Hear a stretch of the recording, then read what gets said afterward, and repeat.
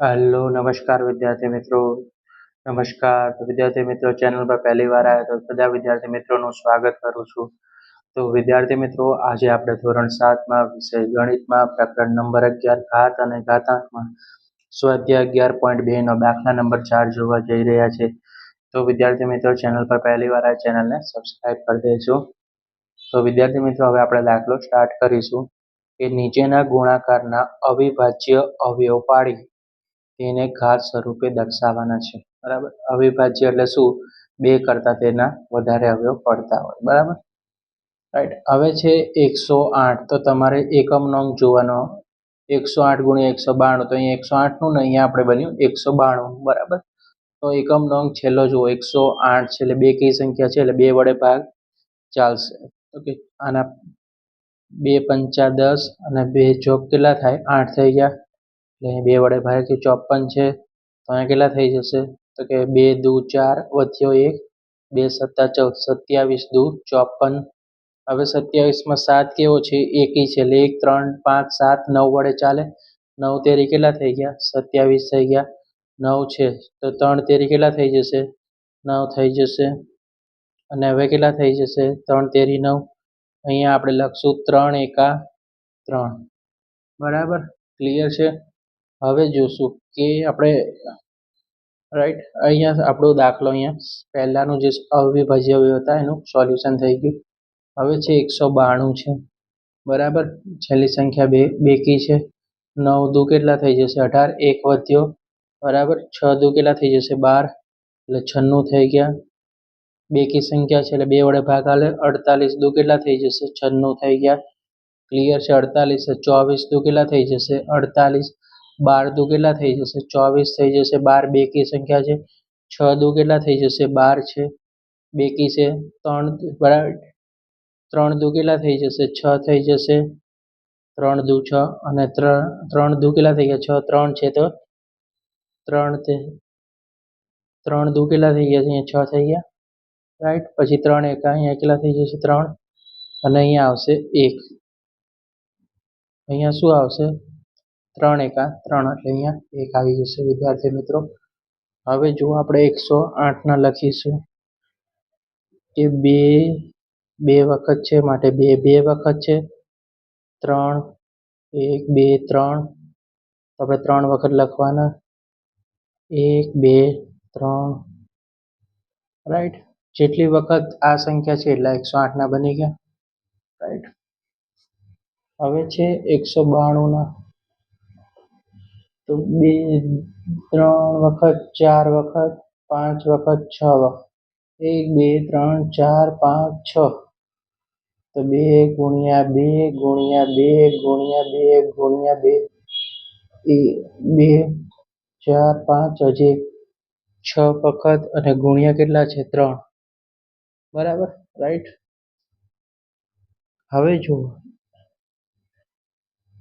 કે 108 ગુણ્યા 192 માં, રાઈટ, તો સૌથી પહેલા આપણે જોઈએ કે 108 ગુણ્યા 192, બરાબર, તો સૌથી પહેલા આપણે જોઈએ તો કેટલી વખત? બે કેટલી વખત છે? તો કે 1 અને 2, 2 ને 2 4, 6, 6 અને 2 8, તો 2 ની કેટલી ઘાત થઈ ગઈ? 8 ઘાત થઈ ગઈ ગુણ્યા 192, તો 3 કેટલી વખત છે? 1 2 3 અને 4, 3 ની કેટલી ઘાત થઈ ગઈ? 4 ઘાત થઈ ગઈ। બરાબર, રાઈટ। 108 ગુણ્યા 192, 2 ની 8 ઘાત અને 3 ની 4 ઘાત થઈ ગઈ વિદ્યાર્થી મિત્રો। ક્લિયર છે? Right, okay.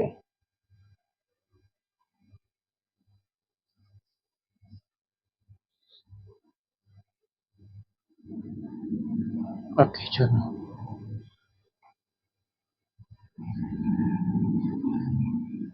દાખલા નંબર 2, 270 છે, રાઈટ, 270 છે। તો 270 કેવી છે? 0 છે એટલે બેકી 135 દુ કેટલા થઈ જાય? 270. 5 છે, રાઈટ. તો હવે જુઓ તમારે શું કહેશું, એકી સંખ્યા છે તો 45 ગુણ્યા 3 135 થઈ ગયા. 45 છે. 15 તેરી 45, 15 છે તો 5 તેરી કેટલા થઈ જશે? 15. 5 છે તો 5 એકા કેટલા થઈ જશે? અહીંયા 5 થઈ ગયા વિદ્યાર્થી મિત્રો. ક્લિયર છે? બરાબર, રાઈટ. તો આ એનું સોલ્યુશન થયું. તો 270 1 2 ગુણ્યા 3 ગુણ્યા 3 ગુણ્યા 5. તો આપણે અહીંયા લખી કાઢીએ કે 270 2 ગુણ્યા 3 ગુણ્યા 3 ગુણ્યા 3 ગુણ્યા 5. 3 કેટલી વખત છે? 1 2 ને 3 વખત છે.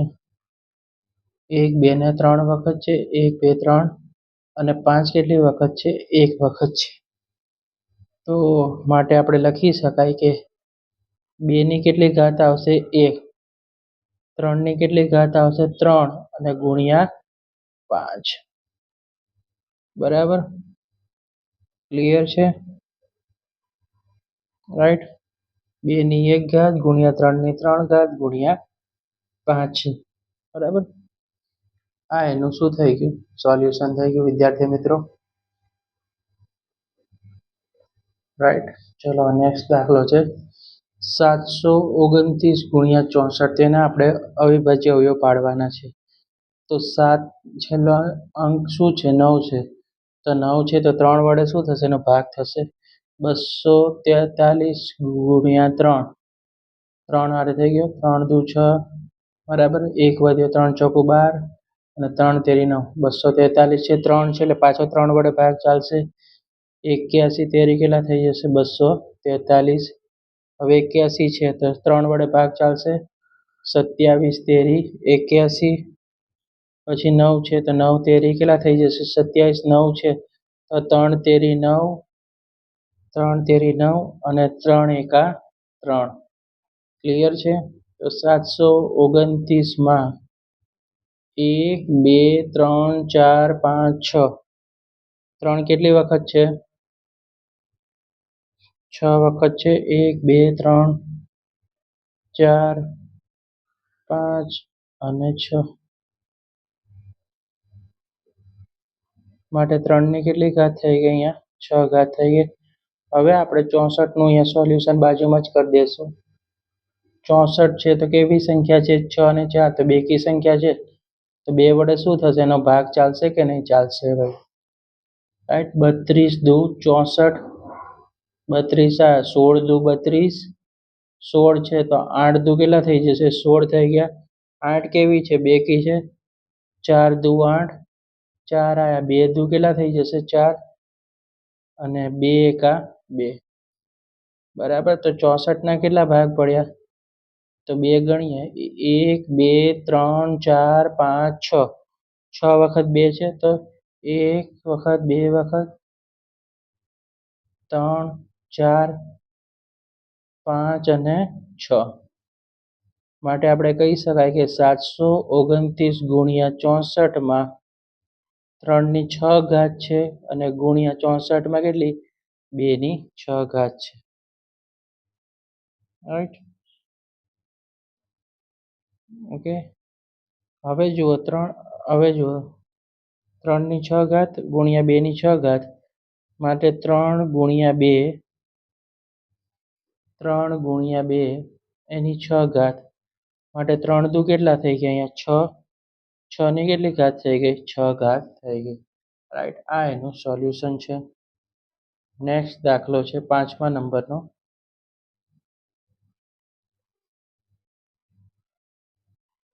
768. 768 ના આપણે શું પાડવાના છે? અવિભાજ્ય અવયવ પાડવાના છે.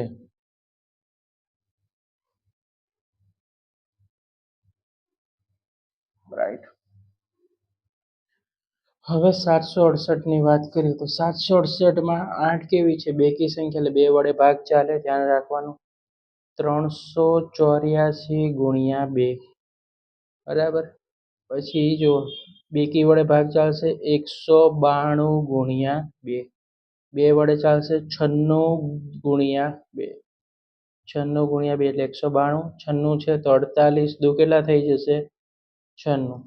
48 છે બેકી સંખ્યા, 24 દુ 48, 24 છે તો 12 દુ 24, 12 છે તો કેટલા થઈ જશે? 6 દુ 12 થઈ જશે. 6 છે તો 3 દુ કેટલા થઈ જશે? અહીંયા 6 થઈ જશે વિદ્યાર્થી મિત્રો.